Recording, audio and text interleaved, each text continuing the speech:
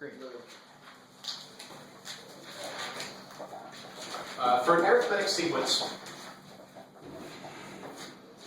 arithmetic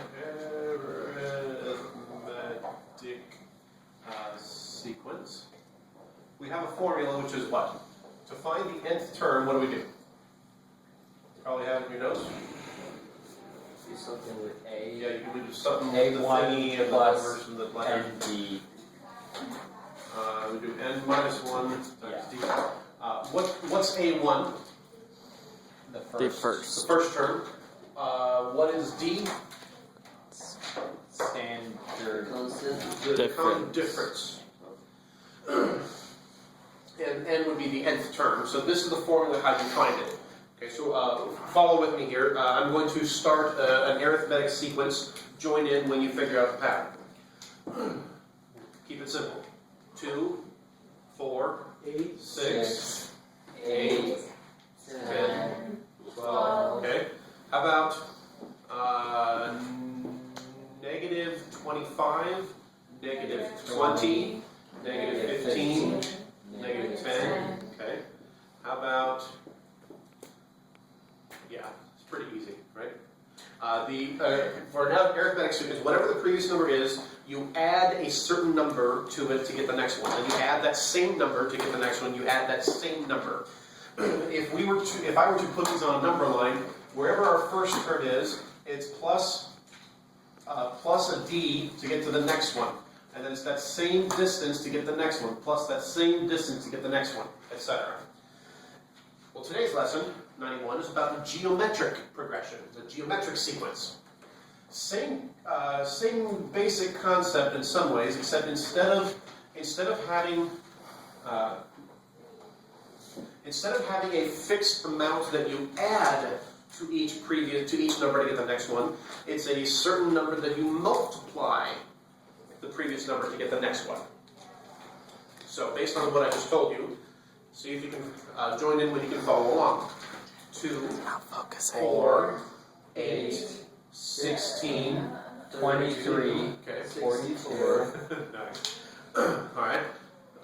3, 9, 27, 81. Okay, good enough. How about 5, 25, 125. Okay.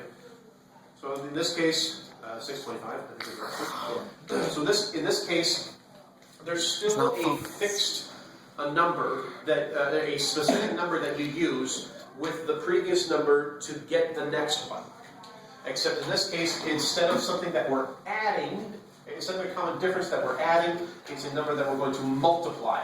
And so for a geometric sequence, the nth term, what we do is you take your first term, and instead of adding something, you do an r to the power of n minus 1.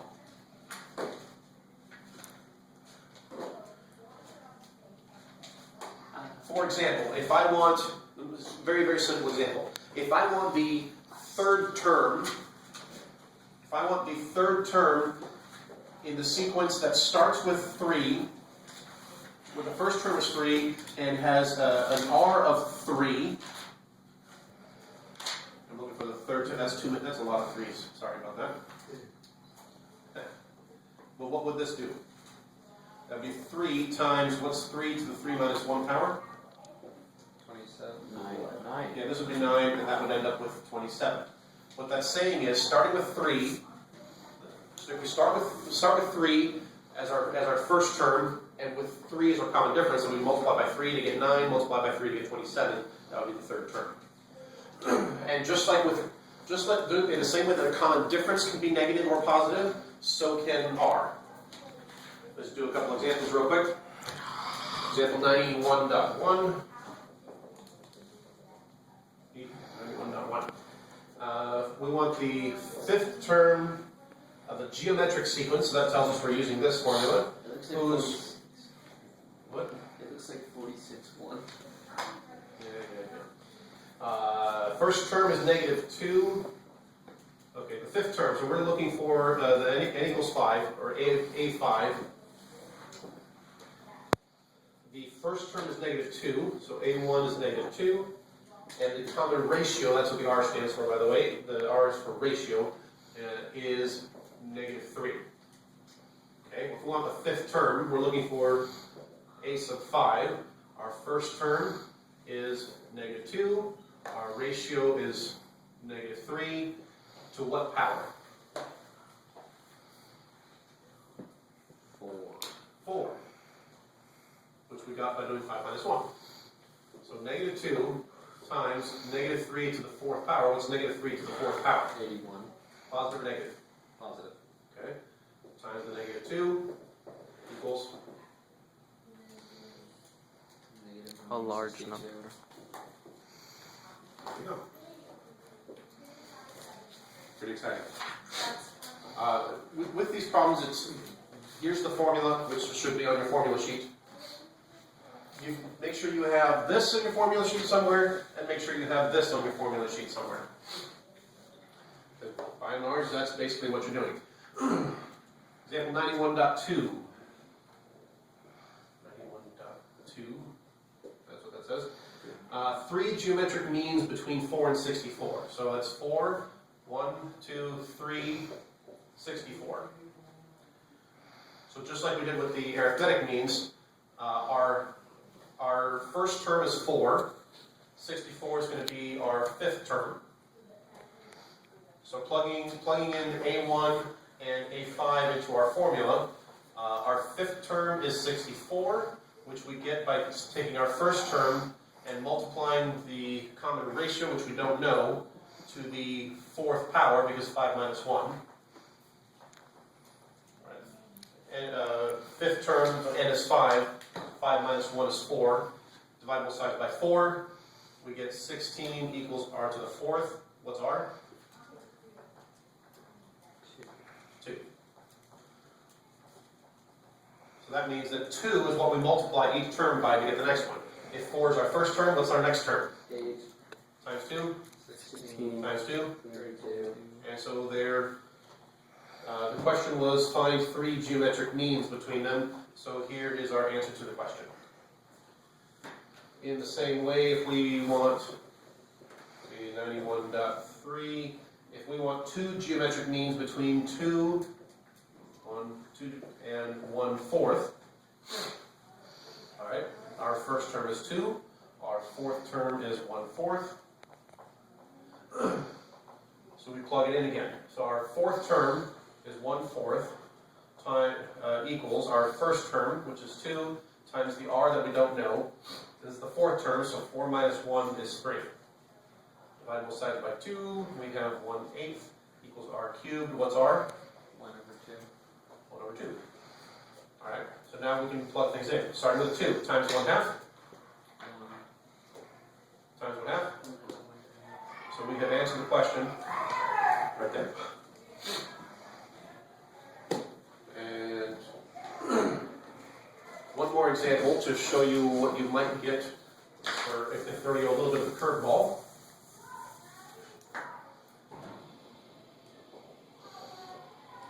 (91.4). We want 3 geometric means between -16 and 1, or -1. So 1, 2, 3, -1. Geometric mean. So our first term is right here. Our fifth term is right here. All right, here we go. So plugging in here, our fifth term is -1. That equals our first term, which is -16, times r, which we don't know, n minus 1, that's going to be 4. Okay, what am I going to do first? 5 both sides by -16. 5 both sides by -16. So r to the 4th power equals what? Oh, come on. Was Calvin the one paying attention? Over 16. 1 over 16. Yeah. Okay, now what do I need to do?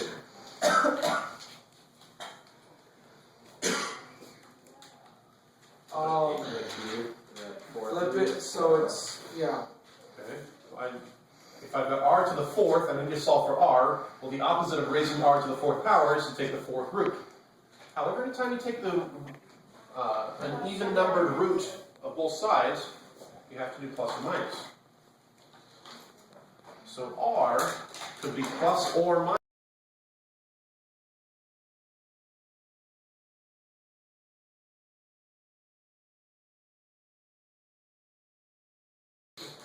Which means we're going to have two sets of answers.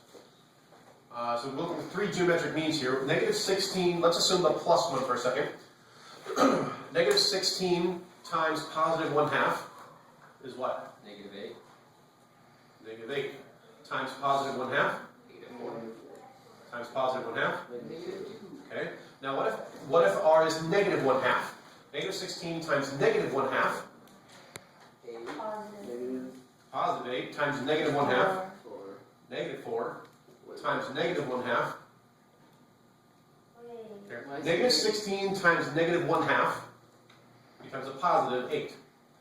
Positive 8 times negative 1/2 becomes a negative 4.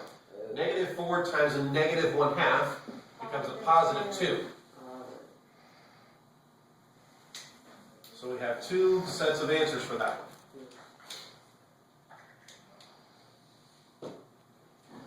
Now I guess back here, let's see, if we were solving this, with this in mind, when we do the cube root, we don't have to worry about plus or minus.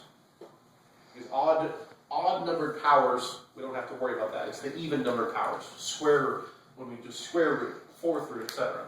Now this one, technically what I did here is I took the fourth root of both sides, which means that I should have done a plus or minus here.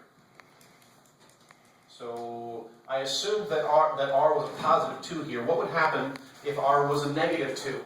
I would have 4, and then I would have negative 8, and then I would have positive 16, and then negative 32, and then positive 64. Does that work? No. Yes.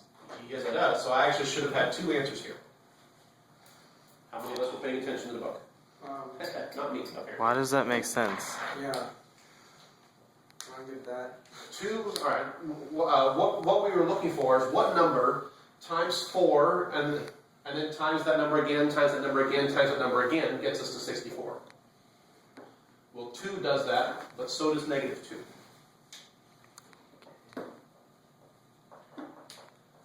It's not like a gradual one that we did before.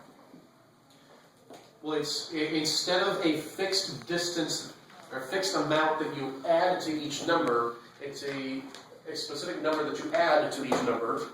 Now it's a specific number that you multiply each one by. And so if we were to graph this on the number line, it would be the distance between each number would get bigger the further you go.